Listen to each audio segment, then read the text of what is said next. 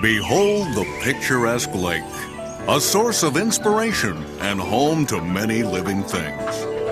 Ah, it's a model of tranquility. But is it really? Are there mysteries that lie beneath the lake's placid surface? Local stories abound of a rarely seen creature that resides deep, deep down under the water. Yes, it is the legend of... What? Bill Nye the Science Guy. Bill Nye the Science Guy. Bill Nye the Science Guy. Science rules. Bill Nye the Science Guy. Inertia is a property of matter. Bill Nye the Science Guy. T minus 7 seconds. Bill Nye the Science Guy. Brought to you by Pond Scum, making oxygen for over 3 billion years. Now available in extra light green. You and I are animals that need water. We love it. We're practically made of it. Now, wherever you are, you want to find water, go up and look low. Because low places are where water collects. We call these places lakes and ponds. See, water's no different from you and me. It gets pulled down by gravity. So wherever there's a depression or low basin in the land, and there's enough water around, water will form pools. Sometimes the pools get pretty big.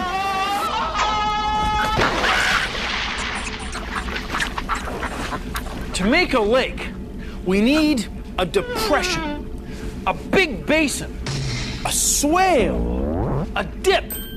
We need a mushed-in part of the earth. So, gravity pulls glaciers downhill.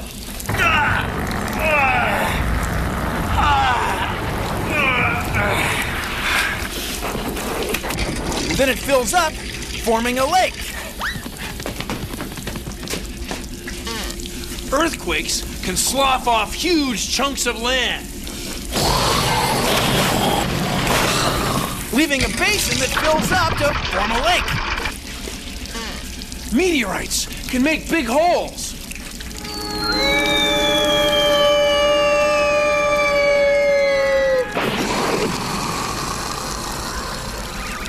The crater fills up and forms a lake. Since it's not hard to figure out which way water will flow, humans can change and even make our own lakes and ponds.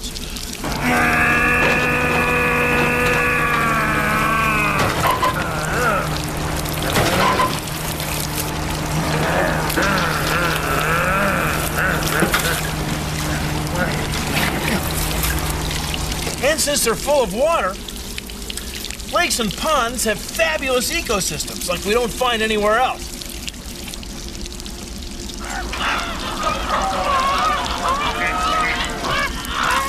Lakes and ponds are wow.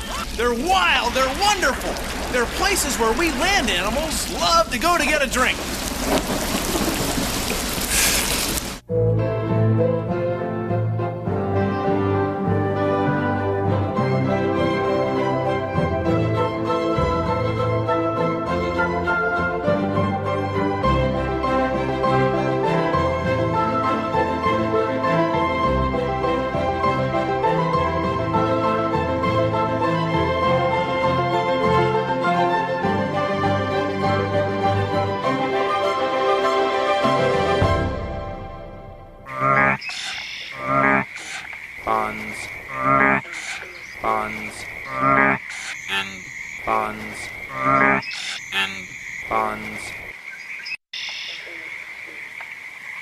Let's say you find yourself in the middle of a body of water surrounded by land.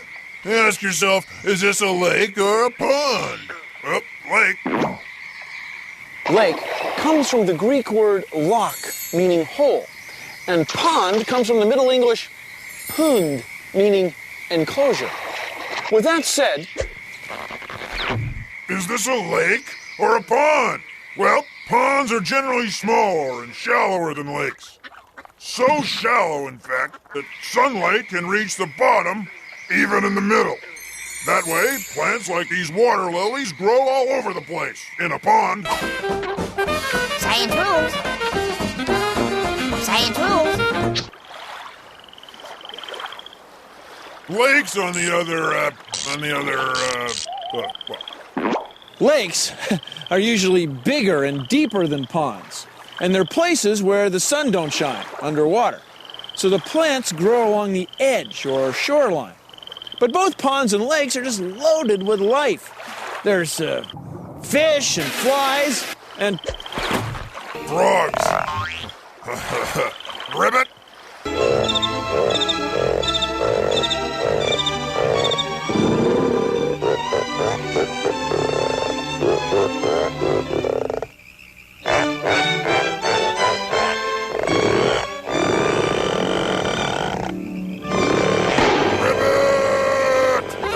Science.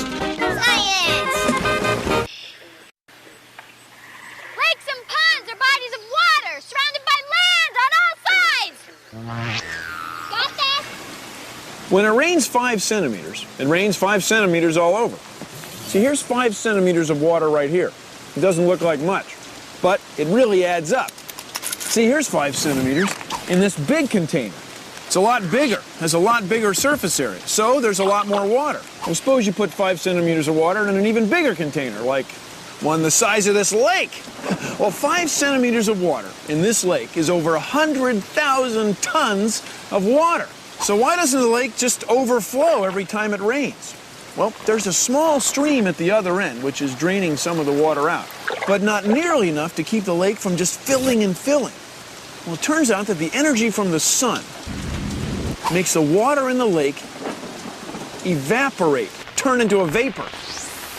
It's the equivalent of over 1 million hair dryers running all day. 1 million hair dryers? Well, it's a lot of heat. It's a lot of water. It's a lake, for crying out loud. But all the rain that falls upon the land does not stay on the surface or even in the topsoil. Water from melting ice and snow and from the rain seep down through the soil, through a maze of cracks and fissures in the rock formation. Not all the water that goes into a lake is water that you can see. Please consider the following. Take a look at this. It's our great big groundwater flow model of science. Well, it's not that big. And let me put some ink in here so you can see the flow of water underground. Now I'll turn on the rain. Let's say that this little puddle is a lake, Lake Little Puddle. It's filling up with water that's flowing over the ground from rain, rivers and streams. But it's also filling up with water that goes underground. Just as streams on the surface of the land grow as they are fed by rain and tributaries, so do underground streams grow as they flow along. As this part of the soil fills with water, the water flows this way and soaks right through the lake bottom, filling it up. Not only does the water flow this way, it also goes down. It flows through different layers of rocks and soil. Now, as the water flows through different levels of different densities, it often changes direction. Wherever the level of the water ends up, we call that the water table. And the rocks and soil that are holding the water, we call the aquifer. That's from old words that mean water carrier. When the water table's high, lakes fill up a little bit. When the water table's low and the ground is dry, lakes leak. See, a lot of the water that ends up in lakes and ponds comes from underground. It's groundwater. Well, thank you for joining me on Consider the Following. To clean this up, I guess. Discover the pure goodness of authentic Basin freshwater. When it's fresh water you want, drink Basin freshwater. Where does water in lakes and ponds come from? Rain, rivers, waterfalls. But it also comes from underground aquifers. Water flows through soil right under our feet, which is why you can be polluting a lake even if you're kilometers away from the lake itself. Pesticides that farmers use in their crops can soak into groundwater and get carried into lakes and ponds. Cars make pollution. Dogs make pollution too.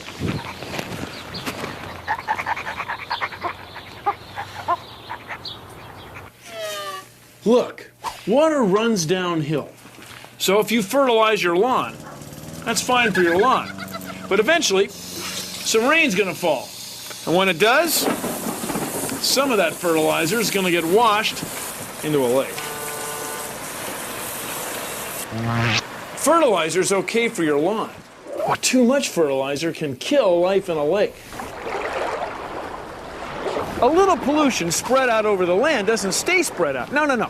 It ends up here. See, it affects all the living things in the lake ecosystem. So when you see the lake getting polluted, it means the area around the lake is getting polluted too.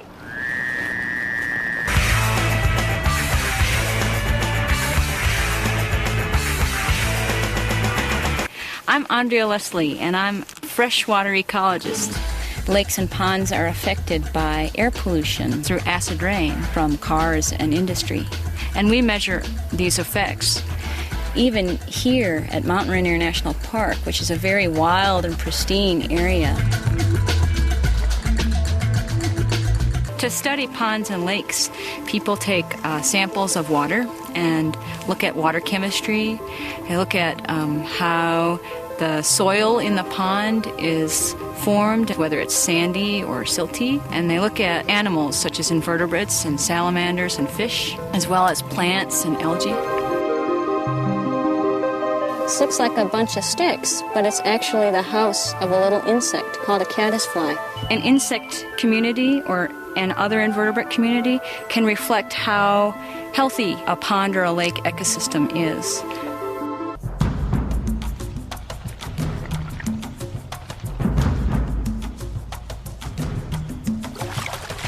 Frogs and salamanders are good indications of what the health is of a whole environment. So if we've got declining amphibian populations, we might have to worry about ourselves because the environment is changing around us. Lakes and ponds are really special ecosystems.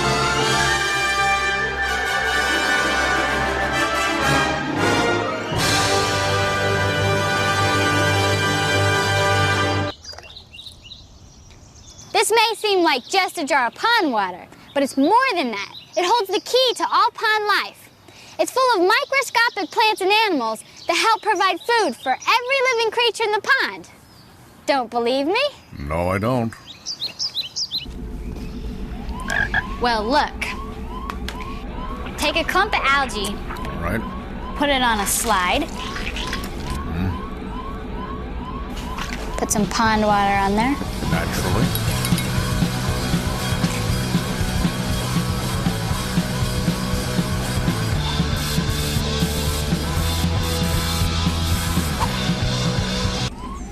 See that straight stuff? That's algae. Algae are single-celled plants that take energy from the sun and make food and oxygen.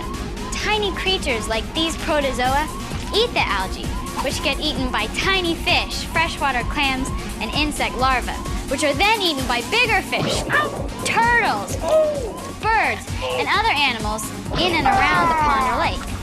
So you see, algae is the key, and it's smaller than you can see. Even a single drop of pond water revealed forms of life never before seen. Tiny, one-celled animals and plants. Life. See this? It's salt. This is the Great Salt Lake. What's so great about the Great Salt Lake? 2 million tons of water flow into the lake every year, and no water drains out. What could be greater than that? It works like this. Water carries minerals, like salt, into the lake. And since there are no rivers or streams to carry the salt away to the ocean, the lake stays salty. It's the Great Salt Lake. That's pretty great. Now, here are some of the inhabitants of the freshwater pond. Pond and lake life is layered. Some plants and animals, like these whirligig beetles and water striders, live on the surface. A lot of the times, they never even get wet. Below the surface, tiny plants and animals called plankton can be found in every part of the water where sunlight reaches. Below that, it's dark and cold, and there isn't a lot of food. So bigger animals that can move around, like fish, giant water bugs, or tadpoles, live here and come up into the food-rich top layer, while crayfish, leeches, clams, and certain insect larvae live in the mucky bottom. The mucky bottom. There are many species down there, but it's one lake, but it's made up of different worlds. This beaver is as busy as a beaver making his home. But he's making more than that. He's also making a dam that will stop the flow of water and turn an ordinary stream into an extraordinary ecosystem called a pond. Here! Over here! Bill? Right here. Where are you? It's Bill. Where? Hi, the science guy. I'm here. Where the heck are you, Bill? Back the other way. I can't see you. Yeah, Bill? up here. Where? Where? Right here. Huh? See, when humans dam up a river, oh, there you are. We often create a lake. This is Grand Coulee Dam. And behind it is Lake Roosevelt. It's a pretty young lake, really. Only about 50 years old. See, before the dam was built, the Columbia River flowed right through this valley. Then when the dam went in, the flow of the river was blocked, and a lake formed. It turned the river bed into a lake basin. Now, Roosevelt Lake, Lake Roosevelt, is a big lake. Big! It's huge. I mean, it's really big. Big! It's gigantic. It's enormous. It's huge. It's 100,000 soccer fields put together. Big! 100,000? That's right. 100,000 soccer fields big. And we built it. We humans. Now, when we do something like this, it's not without costs. I mean, people who lived near the old riverbank had to move. But in return, we all get electricity, water for irrigation, and of course, recreation. Rowing, skating, sailing, diving, water sitting. Ever heard of the Great Lakes? yes, these are the truly Great Lakes. There are 5 of them. Huron, Ontario, Michigan, Erie, Superior. They're pretty easy to remember. Homes, not bad. Now the Great Lakes are big, big, big, big, big, big, big. Largest of all chains of inland seas. You can't see from one side to the other, they're so big. They and their connecting locks and waterways extend from the prairie lands of Minnesota and the head springs of the Mississippi, eastward 2,000 miles to the tidal mouth of the St. Lawrence. But there's another lake that's bigger than all of the Great Lakes put together. Lake Baikal in Siberia is over 1,700 meters deep. It's huge. It has more water than all of the Great Lakes combined.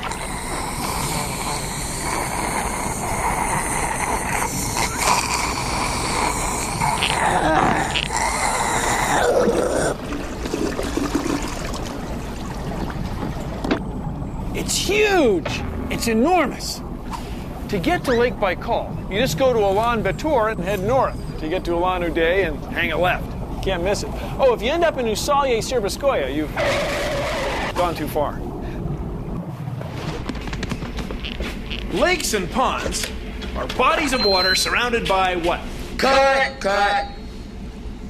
Hey, Bill. No, the other way. Hey, come here, please. We need you. Hurry up, come on.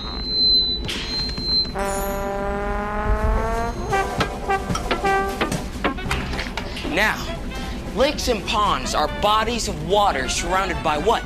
Land on all sides. How do they form? I'll tell you how. 6, count them, 6 ways how lakes and ponds form. First, glaciers kind of carve a basin. Second, earthquakes or volcanoes make a hole. Third, twisty rivers sometimes get pinched off. These lakes are called oxbow lakes. Pretty cool, huh? You know. Fourth, beavers. I mean, these critters build dams in streams or rivers which make them overflow into a lake or a pond. Now, fifth, people. We build dams and create lakes and ponds. We use the water for livestock, power, or recreation. Look out, Grandma! Now, six. This is the good one, all right? Meteors. Blammo! Cruising in from outer space, huh? Not that bad, huh? Any questions? Hey, Chase! Chase! I'm floating on a lake, or maybe it's a pond, I'm a mighty fond of the lakes and ponds. I'm a mighty fond of the lakes and ponds. Taking a look around, cause the animals all abound in the water, on the shore, in the mud down below. Hey!